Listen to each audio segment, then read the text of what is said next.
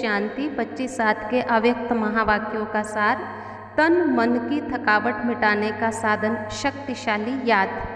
आज बाबा ने भारत भूमि की महिमा की। बाबा ने कहा, अनादि और आदि तुम लोग भारत में ही रहे हो, चाहे वो ब्रह्मा बाबा के साथ राज्य किया है, चाहे अभी कोई कहीं भी चला जाए, लेकिन दिल का स्नेह तो अपने ही भूमि से होता है। भारत भूमि से दिल का स्नेह बहुत है।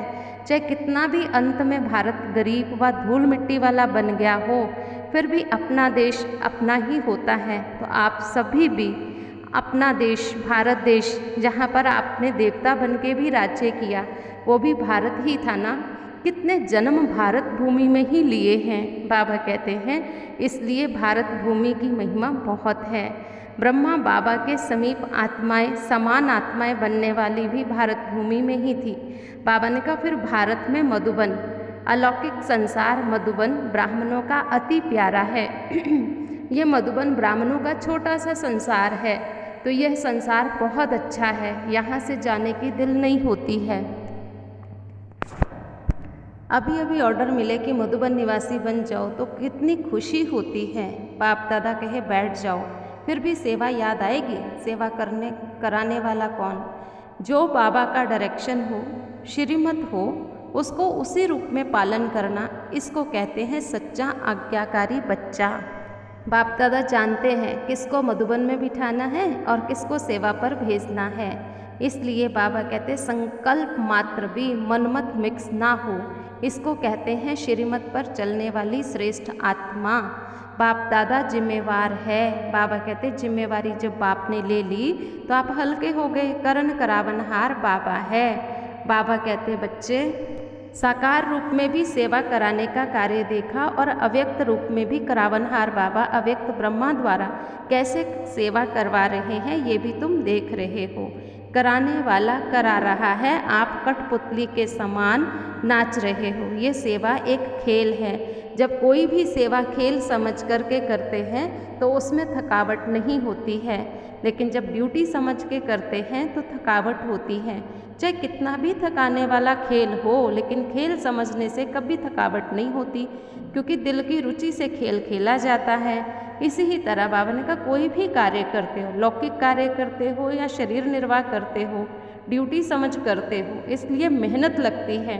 चाहे शारीरिक कार्य हो, चाहे बुद्धि का काम हो, लेकिन ड्यूटी समझने से क्या होगा? दिल की खुशी नहीं होगी, मन में उमंग नहीं होगा, थकावट होती है, इसलिए बोझ लगता है। कहाँ कहाँ बच्चों के ऊपर सेवा के हिसाब से भी कभी ज़्यादा कार्य आ जाता है तो थकावट फील करते हैं। बाप दादा देखते हैं कि उसमें भी कई कई बच्चे तो अथक होके लगे रहते हैं। बाप दादा वतन में बैठ कर के बच्चों के प्लान प्रोग्राम सब देखते हैं, बच्चे क्या क्या प्लान्स बनाते हैं, क्या क्या योजनाएं बनाते हैं। बाबा के पास भी बच्चों की सारे ही चीज़ों का रिकॉर्ड रहता है। बाप के पास साइंस के साधन भी रिफाइन साधन हैं, स्वतः ही कार्य करते रहते। जैसे साइंस के साधन जो भी कार्य करते वह लाइट के आधार पर करते। सूक्ष्म वतन तो है ही लाइट का। बाबा कहते बच्चे तुम्हारे साधन तो खराब भी हो जाते हैं। बाप दादा का साधन न संभालने में दिक्कत न खराब होता है। बाप दादा याद सेवा दोनों का ही रिकॉर्ड रखते हैं, क्योंकि दोनों का बैलेंस एक्स्ट्रा ब्लेसिंग्स दिलाता है। बाप दादा ने देखा कई बच्चे जो हैं सेवा में ज़्यादा ही व्यस्त हो जाते हैं, रात्रि को 12 बज जाते, 1 भी बज जाता है। बाबा कहते ऐसे नहीं, बैठो तो भी नियम परमान बैठो, 11 बजे सो जाओ, 1 घंटा सुबह अच्छे से योग करो। सवेरे का योग करके बाबा ने कहा जब सेवा करते हैं तो फ्रेश होते हैं, सोचते हैं कि आज मज़ा आया, और बिना योग के सेवा करते हैं तो सोचते हैं योग तो किया नहीं, याद की यात्रा का तो बहुत कम है। बाबा कहते बच्चे अगर फ्रेश हो करके सेवा करते हैं तो 1 घंटे की सेवा आधे घंटे में ही हो जाती है, इसलिए डबल फ्रेश होना है। सेवा भी करनी है, सेवा से भी ताजगी आती है तो योग से भी ताजगी आती है।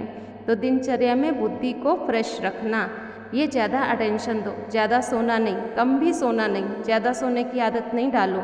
मास में 1-2 बार होता है तो कोई बात नहीं, लेकिन रोज़ ही अगर ये नियम बन जाए तो ये ठीक बात नहीं है, इसको ठीक करो। सेवा का प्रोग्राम बनाते हो तो 4 घंटा निकालते ही हो ना, तो इसीलिए बीच बीच में बाबा ने कहा योग का प्रोग्राम बना करके उसके लिए भी समय निकालना चाहिए।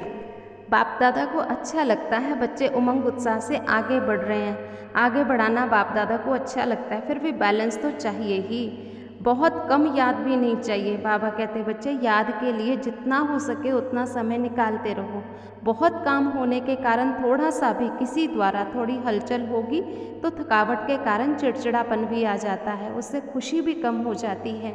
वैसे अंदर ठीक रहते हैं, सेवा का बल भी मिल रहा है, खुशी भी मिल रही है, फिर भी शरीर तो पुराना है ना, इसलिए टू मच में नहीं जाओ, बैलेंस रखो। याद के चार्ट पर थकावट का असर नहीं होना चाहिए। जितना सेवा में बिजी रहते हैं उतना ही अच्छा होता है।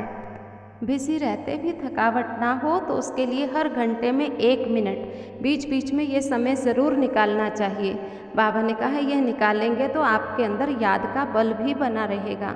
याद का लिंक टूटना नहीं चाहिए, याद से ही शक्तिशाली बनते हैं। अगर बीच बीच में समय नहीं निकालते हो तो शक्तिशाली की बजाय कमज़ोर बन जाते हो। इसलिए हर समय बुद्धि के याद का लिंक जुटा रहे। इसकी विधि यही है कि बीच बीच में समय निकालते रहो। 1 सेकंड की याद भी तन और मन को शक्तिशाली कर देती है। अच्छा, सदा याद और सेवा के बैलेंस द्वारा बाप दादा की ब्लेसिंग प्राप्त करने वाले बच्चों को नमस्ते। आज का वरदान, श्रेष्ठ तकदीर की स्मृति द्वारा अपने स्वमर्थ स्वरूप में रहने वाले सूर्यवंशी पद के अधिकारी भव। जो अपनी श्रेष्ठ तकदीर को सदा स्मृति में रखते हैं वे समर्थ स्वरूप में रहते हैं। उन्हें सदा अपना अनादि असली स्वरूप याद रहता है, कभी नकली फेस धारण नहीं करते हैं। कई बार माया नकली गुण और कर्तव्य का रूप बना देती, किसी का क्रोधी, किसी का लोभी, किसी का दुखी, किसी को अशांत बना देती, लेकिन असली स्वरूप इन सब बातों से परे हैं। जो बच्चे अपने असली स्वरूप में स्थित रहते हैं वे सूर्यवंशी पद के अधिकारी बन जाते हैं। स्लोगन, सर्व पर रहम करने वाले बनो तो अहम और वहम समाप्त हो जाएगा। आज का स्वमान, मैं श्रेष्ठ सूर्यवंशी आत्मा हूँ।